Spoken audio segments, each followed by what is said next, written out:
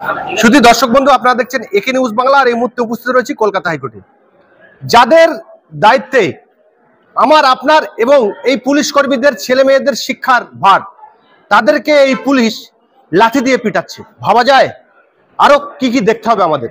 এই পুলিশ চাকরি পাওয়ার পরে তারা অতি সক্রিয় হয়ে পড়ে, শাসক দলের চাটুকারিতা করে। শাসক দলের নাম শুনলে যেমন লজ্জাপতি গাছের লজ্জা পেয়ে যায়, ঠিক এই পুলিশগুলোর তেমনই অবস্থা হয়।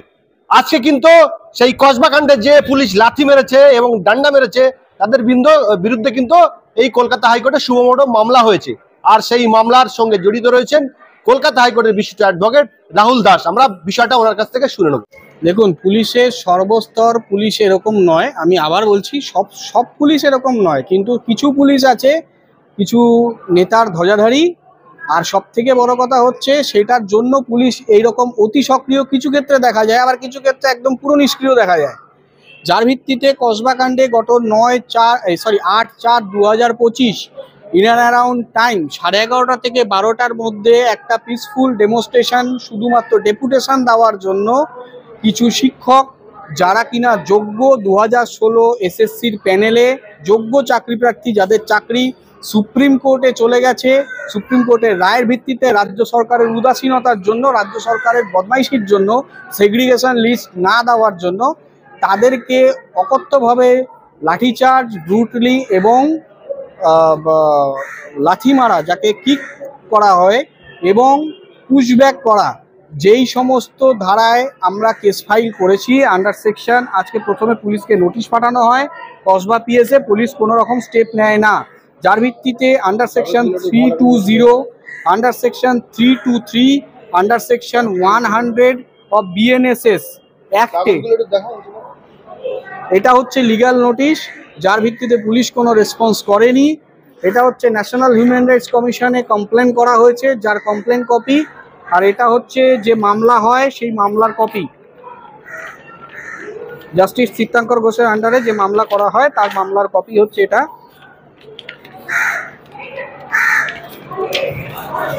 এই হচ্ছে সেই মামলার কপি, যেখানে IC Kasba PS SI Riton Das, যিনি লাথি মারার জন্য prime accused, plus Amitabha Saha এবং অরুণাভ সাহা এবং নন্দিনী চক্রবর্তী, যিনি হোম সেক্রেটারি, তাকে ডেকে পাঠানো হয়েছে। তাকে এই কারণে ডেকে পাঠানো হয়েছে, আমরা মনে করছি প্রশাসনের সর্বোচ্চ স্তরের থেকে নির্দেশ না থাকলে পুলিশ এতটা অ্যাগ্রেসিভলি সেই দিন একটা পিসফুল ডেমনস্ট্রেশনে মুভমেন্ট করতে পারে, মানে পিসফুল ডেমনস্ট্রেশনে লাঠিচার্জ এবং মানে পুশব্যাক এবং ছেলে মেয়ে নির্বিশেষে তাদেরকে বেধড়ক রূপে মারধর, যার ভিত্তিতে একজনের পা ভাঙে, 3 জন সিরিয়াস ইনজিওর হয় এবং তারপরে পুলিশ স্বতঃপ্রণোদিতভাবে মামলা রুজু করে। তাদের বিরুদ্ধে দুটো মামলা রুজু হয়, এক সরকারি সম্পত্তি নষ্টের মামলা এবং আরেক পুলিশকে কাজ করতে দেওয়া এবং পুলিশকে ইনজিওর করা হয়। সেক্ষেত্রে আমরা পরিষ্কার বলেছিলাম, যদি পুলিশকে ইনজিওর করা হয় এসএসসি চাকরি প্রার্থীদের তরফ থেকে, তাহলে সেই মেডিকেল রিপোর্ট কোথায়, 1, 2 সেই পুলিশের নাম কি সেটা পাবলিক ডোমেনে মেডিকেল রিপোর্টের সাথে সেই নাম আনছে না কেন? তখন সেই মুহূর্তে দাঁড়িয়ে সরকারের তরফ থেকে যিনি ছিলেন উত্তর দিতে পারেননি, যার ভিত্তিতে জাস্টিস চিত্তাঙ্কর ঘোষের তরফ থেকে আজকে IC Kasba, SI Riton Das, SI Arunabha Saha, Nandini Chakraborty, এদেরকে কলফর করা হয় এবং ঘটনার দিনের সিসিটিভি ফুটেজ কলফর করা হয়।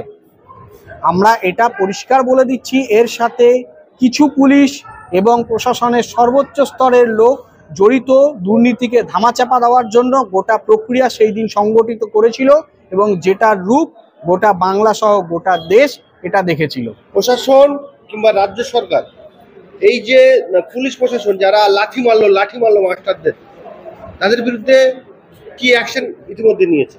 তাদের বিরুদ্ধে পুলিশের তরফ থেকে কোনো অ্যাকশনই নেয়নি। পুলিশের তরফ থেকে শুধু এইটুকু অ্যাকশন নেওয়া হয়েছে, ঘটনার দিন যে এফআইআর করা হয় শিক্ষকদের বিরুদ্ধে, সেই এফআইআরটার আইও বা ইনভেস্টিগেটিং অফিসার ছিলেন এসআই রিটন দাস, তাকে সেই জায়গা থেকে সরিয়ে দেওয়া হয়েছে। তার মানে তাকে ডিউটি থেকে সরানো হয়নি, সে বহাল তবিয়ত ডিউটি করছে। কোনো এসআইটি আজকের তারিখে কোনো এসআইটি গঠন করা হয়নি, আজকের তারিখে কোনো রকম কোনো ইনভেস্টিগেটিং বা কোর্ট মনিটরিং করা বা কোর্টের আন্ডারে আনা, অবজারভেশনে এরকম কোনো কিছুই করা হয়নি। পুলিশের কাজ করেছে এবং হয়তো তাকে কিছুদিনের মধ্যে প্রমোশনও দিয়ে দেবে, লাথি মারার জন্য তাকে প্রমোশন দিয়ে দেবে। এ রাজ্যে এটাই চলেছে এবং এ রাজ্যে এটাই হবে। যারা মানে যোগ্য তারা মার খাবে, যারা অযোগ্য তারা শীর্ষে থাকবে, এটাই ট্র্যাডিশন। পুলিশ প্রশাসনকে আমার আপনার আপামর জনগণের ট্যাক্সের পয়সা মাইনে দিয়ে রাখা হয় মানুষকে নিরাপত্তা দেওয়ার জন্য, আইন শৃঙ্খলাকে বলবৎ রাখার জন্য। সেই পুলিশ প্রশাসন যারা চাকরি পাওয়ার পরে গুন্ডার মতো ব্যবহার করে, মানুষকে লাঠি দিয়ে মারে। আমি আবার বলছি, সব পুলিশ অফিসার সমান নয়, পুলিশের মধ্যেও ভালো অফিসার আছেন যাদের সাথে আমাদের কথা, এবং যারা করেন তারা ওই ধ্বজাধারী হয়, না হলে ওই প্রমোশনের লোভে করে। তারা হয়তো তাদের মানবিকতা মনুষ্যত্ব ভুলে যায়। তারা পোশাকটা পরেছে আজকে কোন বিদ্যের বলে, কার থেকে বিদ্যে নিয়েছে, নিশ্চয়ই তো বাড়ির বাবা মার থেকে বিদ্যে নেননি, তারা তো কোনো একটা স্কুলের থেকে বিদ্যে নিয়েছেন। তাহলে সেই টিচারগুলোকে মারছেন, তারা টেন্টেডও নয়, মানে তারা আইডেন্টিফাইডও নয়। তাদের সংখ্যাটা 19,000, তাদের সংখ্যাটা 7,000 নয়। 7,000 যে সংখ্যা, যেটা মেয়াদ উত্তীর্ণ হওয়ার পরে অ্যাপয়েন্টেড হয়েছিল, যেটা সুপ্রিম কোর্টের রায়ের ভিত্তিতে বলা হয়েছিল টোটাল প্যানেল বাতিল, কিন্তু 19,000-এর মধ্যেই তারা ছিলেন যারা যোগ্য, যারা মেয়াদ উত্তীর্ণ হওয়ার আগে অ্যাপয়েন্টমেন্ট পেয়েছিলেন, তারাই ডিআইকে ডেপুটেশন দিতে গেছিলেন, তাদেরকেই মারা হচ্ছে, মানে শিক্ষককেও মারা হচ্ছে। এটা প্রশাসনের সর্বোচ্চ স্তরের থেকে সিগন্যাল না থাকলে এত, যার পয়সা মাইনে হয়, যার পয়সা তার ফ্যামিলি চলে, সেই মানুষ সেই মানে প্রভুদেরকে কামড়ায়। সেটাই তো হচ্ছে। কারণ ওই তো আমি তো আগেই বললাম যে এখানে এখন এ রাজ্যের ট্র্যাডিশন হয়ে গেছে যে যারা আপনার যোগ্য তারা মার খাবে, যারা অযোগ্য তারা শীর্ষে থাকবে। এটা বিগত দিনের থেকেও আমরা দেখে এসেছি।